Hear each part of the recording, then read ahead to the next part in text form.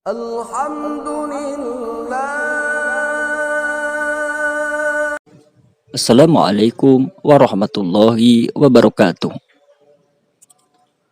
Abul Faid Sauban bin Ibrahim al-Misri, dipanggil Dundun, lahir di Ikhmim, dataran tinggi Mesir pada tahun 180 Hijriah atau 796 Masehi.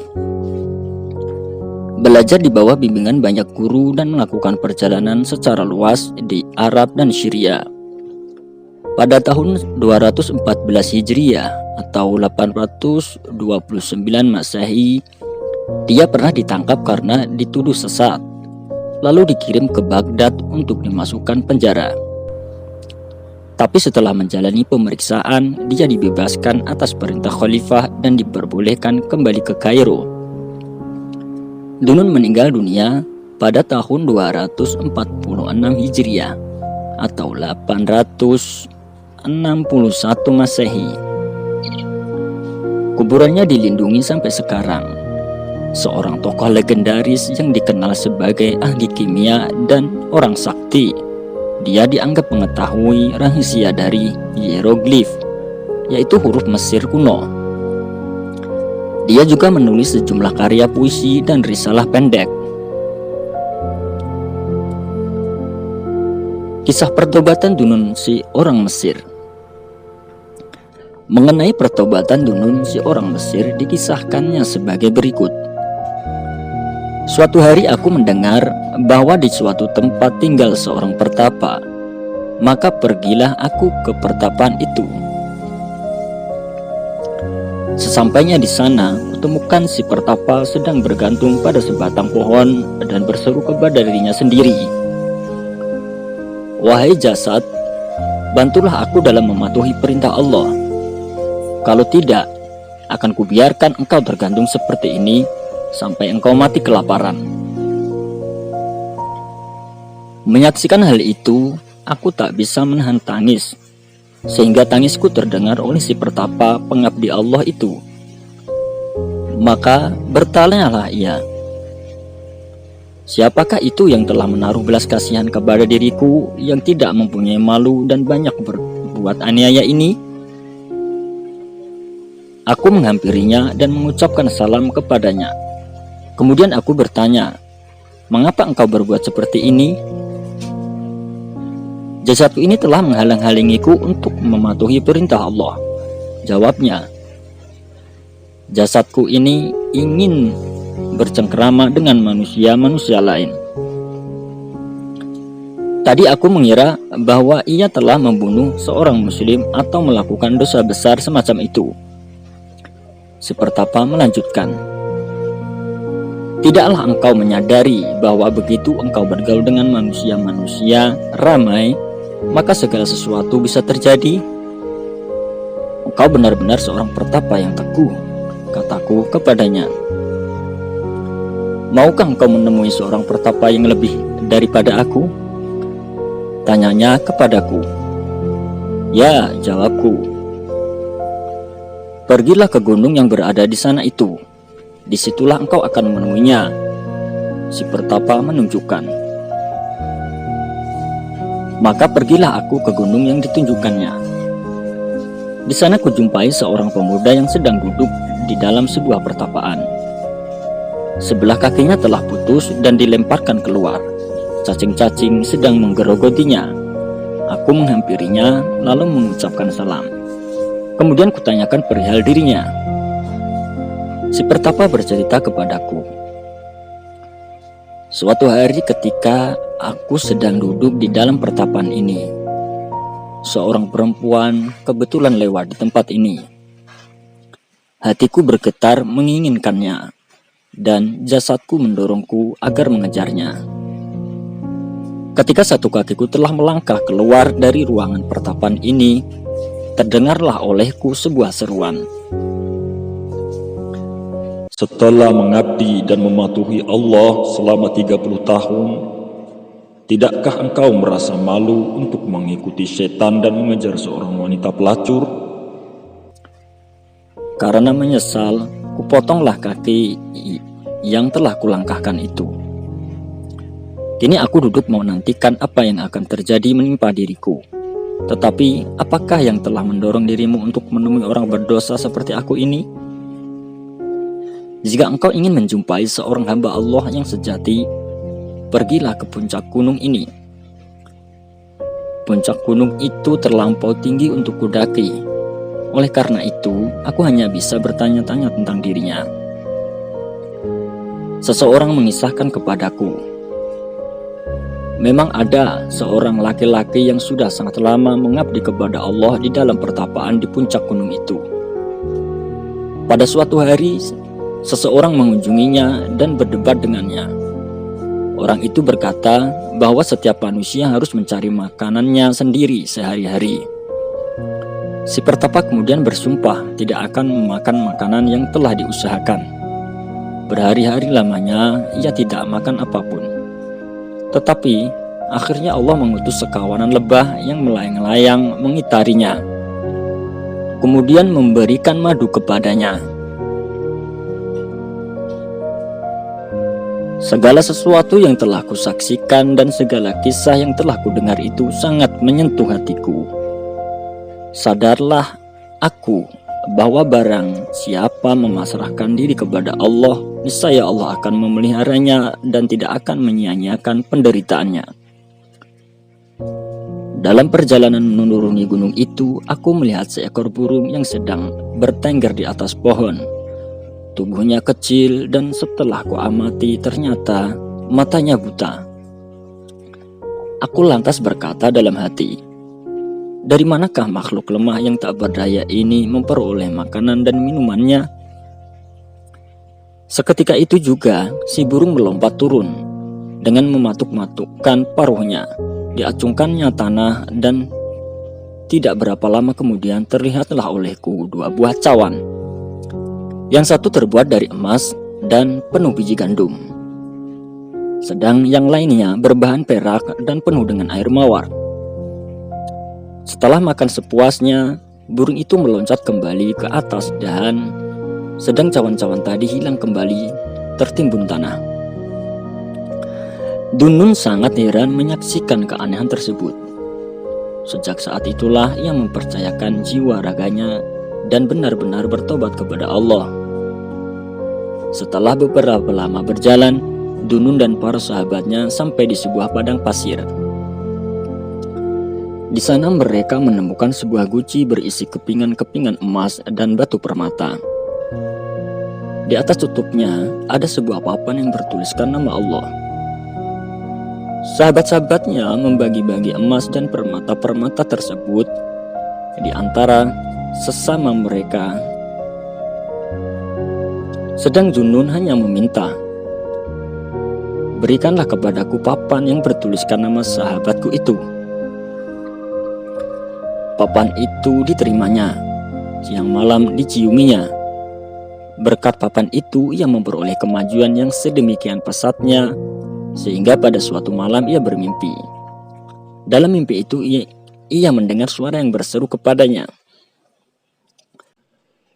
Semua sahabat-sahabatmu lebih suka memilih emas dan permata, karena benda-benda itu mahal harganya. Tetapi engkau telah memilih namaku yang lebih berharga daripada emas dan permata. Oleh karena itu, aku bukakan untukmu pintu pengetahuan dan kebijaksanaan. Setelah itu Dunun kembali ke kota. Kisahnya berlanjut pula sebagai berikut ini. Suatu hari aku berjalan-jalan sampai ke pinggir sebuah sungai. Aku melihat sebuah penginapan. Di sungai itu aku bersuci. Setelah selesai, tanpa sengaja aku memandang loteng bangunan itu. Di atas balkon sedang berdiri seorang gadis cantik. Karena ingin mempertegasnya, aku pun bertanya, Adinda, siapakah engkau ini? Si gadis menjawab, Dunun, dari kejauhan kukira engkau seorang gila. Ketika agak dekat kukira engkau seorang terpelajar. Dan ketika sudah dekat kukira engkau seorang sufi. Tetapi kini jelas bagiku bahwa engkau bukan gila, bukan seorang terpelajar, dan bukan pula seorang sufi. Aku bertanya, mengapa engkau berkata demikian? Si gadis menjawab, seandainya engkau gila, niscaya engkau tidak bersuci. Seandainya engkau terpelajar, niscaya engkau tidak memandang yang tak boleh dipandang. Dan seandainya engkau seorang sufi, pasti engkau tidak akan memandang sesuatu pun juga selain Allah. Setelah berkata demikian, gadis itu pun menghilang. Sadarlah aku bahwa ia bukan manusia biasa. Sesungguhnya ia telah diutus Allah untuk memberi peringatan kepada diriku. Api sesal membakar hatiku, maka aku teruskan pengembaraanku ke arah pantai. Sesampainya di pantai, aku melihat orang-orang sedang naik ke sebuah kapal. Aku pun mengikuti mereka naik ke kapal. Setelah beberapa lama, seorang saudagar yang menumpang kapal itu kehilangan permata miliknya. Satu persatu, para penumpang digeledah. Akhirnya mereka menarik kesimpulan bahwa permata itu ada di tanganku. Berulang kali mereka menyaksikanku dan memperlakukan diriku sedemikian hinanya, tetapi aku tetap membisu. Akhirnya aku tak tahan lagi lalu berseru, "Wahai Sang Pencipta, sesungguhnya Engkaulah yang Maha Tahu." Seketika itu juga beribu-ribu ekor ikan mendongakkan kepala ke atas permukaan air dan masing-masing membawa sebuah permata di mulutnya. Aku mengambilnya sebuah dan memberikannya kepada si saudagar. Menyaksikan keajaban ini, semua orang yang berada di atas kapal berlutut dan meminta maaf padanya. Karena peristiwa inilah aku dijuluki Dhunnun, manusia ikan.